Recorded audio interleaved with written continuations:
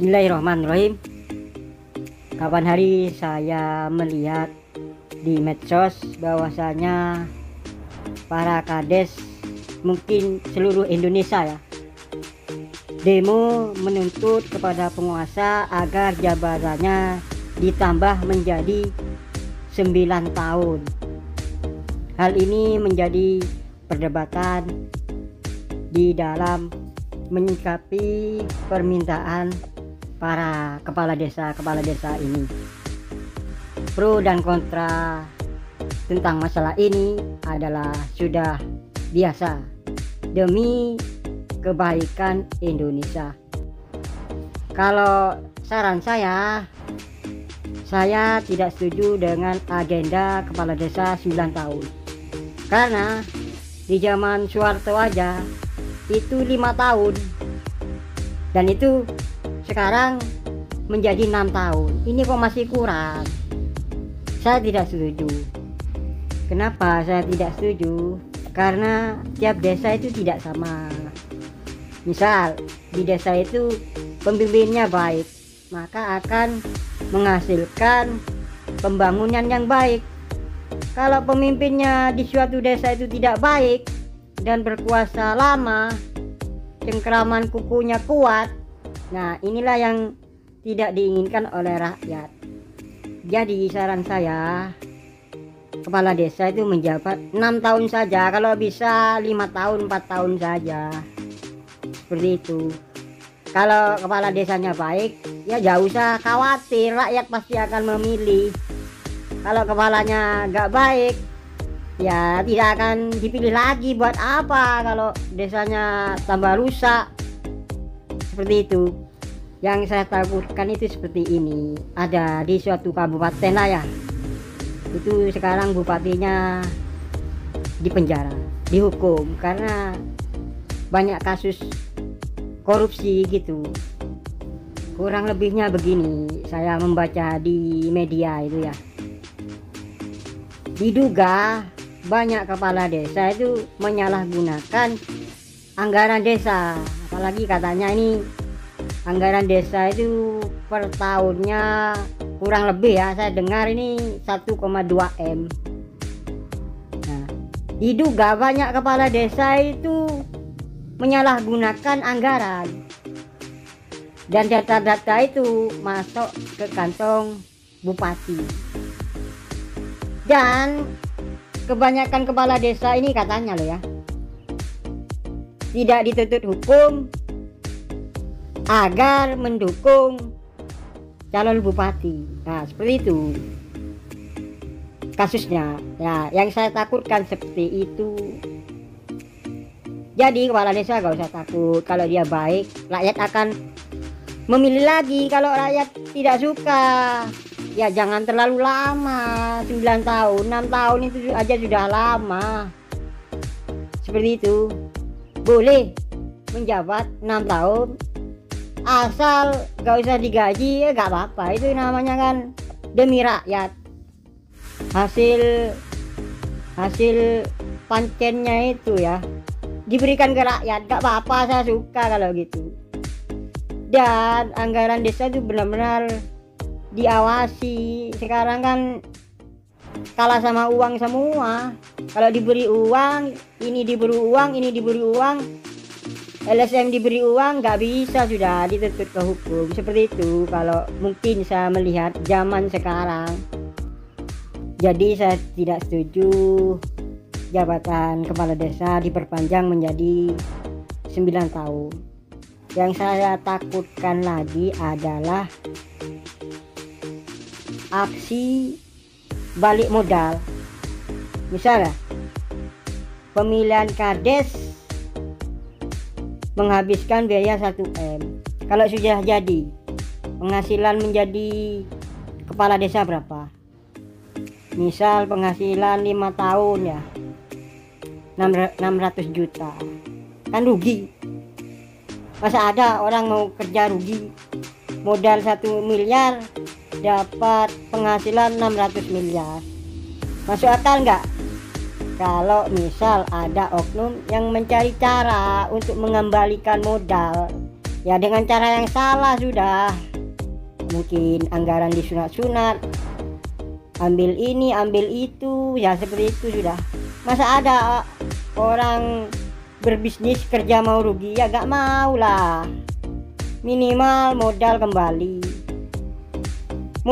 aja itu, kerja capek itu jadi kepala desa.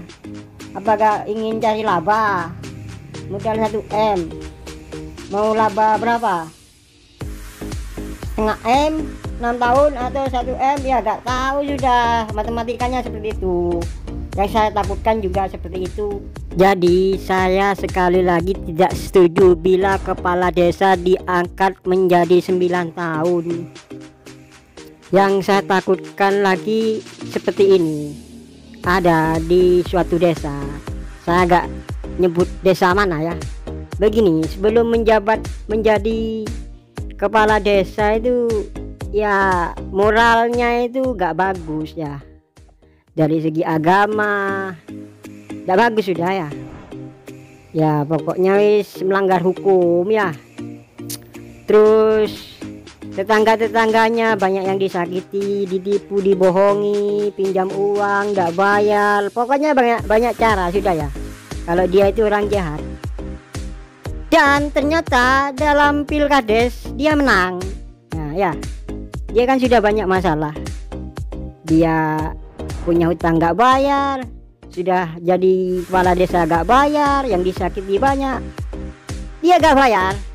Nah yang saya takutkan anggaran desa nanti takut dia apa-apain, takut disalahgunakan. Kepada manusia aja dia tidak baik, apalagi kepada uang rakyat, uang negara. Ya saya gak tahu. Secara akal kalau dia orang baik, hutangnya dibayar, yang disakiti minta maaf, ya seperti itu. Saya punya banyak data kalau masalah seperti itu. Yang saya takutkan dana desa dimanipulasi seperti itu. Jadi kepala desa jangan lama-lama, kalau bisa 4 tahun 5 tahun seperti itu. Karena kalau di dalam Islam, Rasulullah itu tidak mau memberikan kekuasaan kepada orang yang meminta-minta. Itu sudah tidak baik, dilarang dalam Islam. Ya seperti itu. Kalau saran saya, kalau jadi kepala desa jangan nuntut masa jabatan menjadi 9 tahun. Jangan seperti itu. Kalau demo seperti apa? Turunkan harga BBM di depan, tidak apa-apa.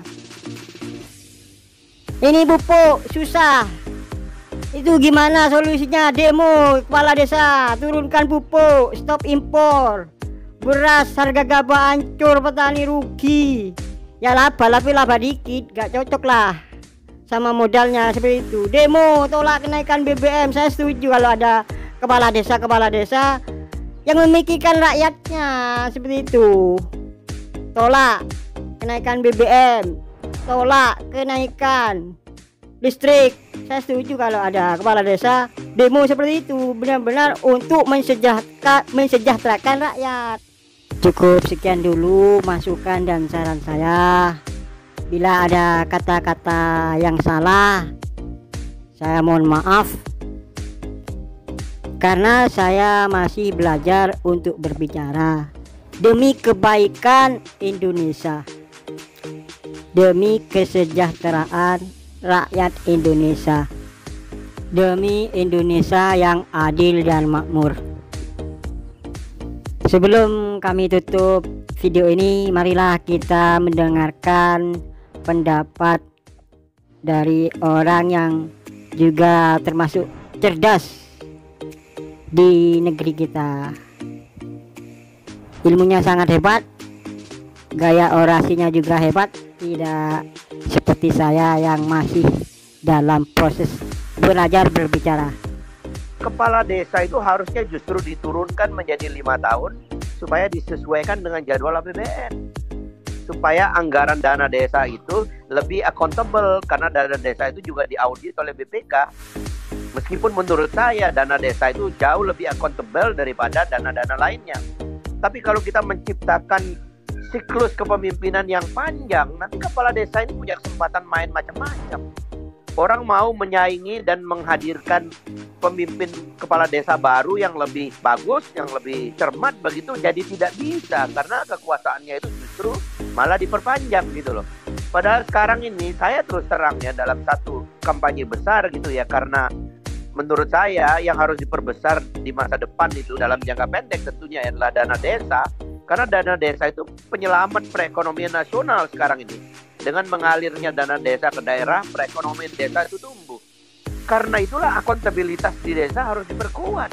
Caranya batasi masa kekuasaannya kepala desa, bikin mereka lebih akuntabel. Saya yakin dana desa itu akan sangat bermanfaat bagi rakyat kita. Tapi kalau dana desanya dinaikkan, sementara pemimpinnya itu justru diperpanjang, kesempatan mereka untuk melakukan manipulasi terhadap dana desa semakin panjang. Bukan berarti mereka nggak akan kena, nggak akan ditangkap oleh polisi dan sebagainya. Ya tapi itu menjadi repot. Karena kita nggak mau yang begitu terjadi. Cukup sekian dulu video ini kami buat. Jangan lupa klik tombol subscribe agar kamu bisa melihat daftar dari video-video kami. Terima kasih.